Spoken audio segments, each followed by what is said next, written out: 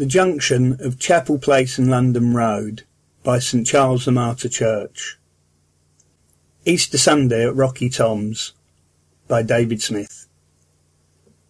I'm standing on the county boundary line at the bottom of Chapel Place, with 1 foot in Kent and 1 foot in Sussex.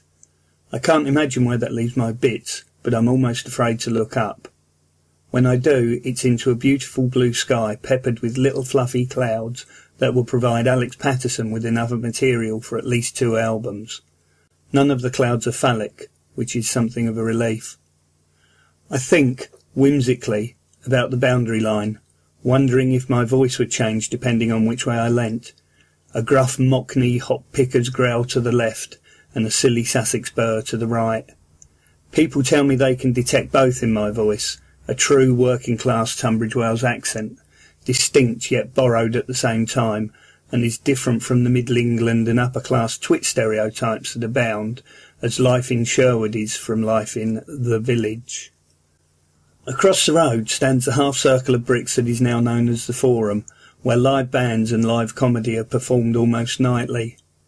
I remember it from my childhood when it was a posh public toilet, all tiles and polished copper pipes, for the relief of American tourists who had come to walk on the pan tiles, and small scruffy urchins on their way home from Rocky Tom's Fun Fair. I remember Lauren Laverne talking on E4 about playing there with Kanicki, and wonder how many other up-and-coming or down-and-going musicians think of Tunbridge Wells only in terms of a small disused toilet they once played in the middle of a hectic touring schedule.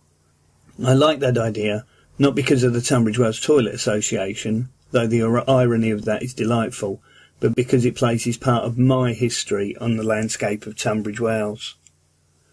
Rocky Tom's Fun Fair was part of my childhood experience, a ritual of the Easter holidays every bit as ingrained and as important as the school church services at St Barnabas and the pancakes and chocolate eggs bookending Lent. Ignoring the inevitable rain, we would walk miles to get there, pockets jangling with odd coppers and occasional pieces of silver we'd begged, stolen, borrowed and saved over the preceding weeks in anticipation of waltzer rides, candy floss and bumper car collisions.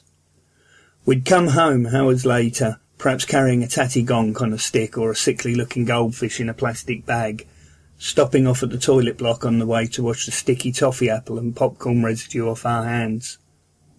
If the rain had eased, we would sit on the steps outside, remembering the twists and turns of the dive bomber or the near misses on the hoopla. If we'd won a chalk figurine on the air rifles, we would break it now and chalk our names on the High Brooms brick walls, perhaps even walking home via Wellington Rocks so we could add our signatures to the collection there too. It's a funny thing, childhood, the way it can add glamour to the tackiest of events. Parents see the litter and smell the axle grease, but their kids see only glitter, and if they smell any grease at all, it's the grease their chips and donuts are fried in, and it's wonderful.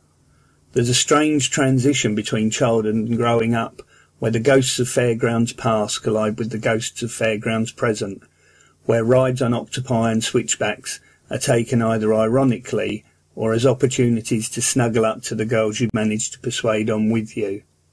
It doesn't last long, and then you forget about fairgrounds altogether to concentrate on pubs and clubs and other more grown-up pursuits.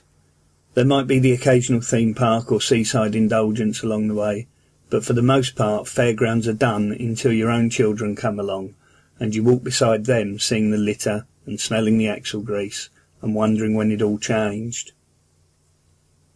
For my own son, the Forum will be just the Forum, and the piece of ground to the left of it just a car park. I hope the memories of the bands he sees there will be as evocative for him as the dive bomber, copper pipes, octopus and polished tiles are for me. I hope one day he will stand where I'm standing now, with 1 foot in Kent and the other in Sussex, and remember the sights and sounds and smells of the place, and the warm embrace of the girls he snuggled with while walking home when the music had ended.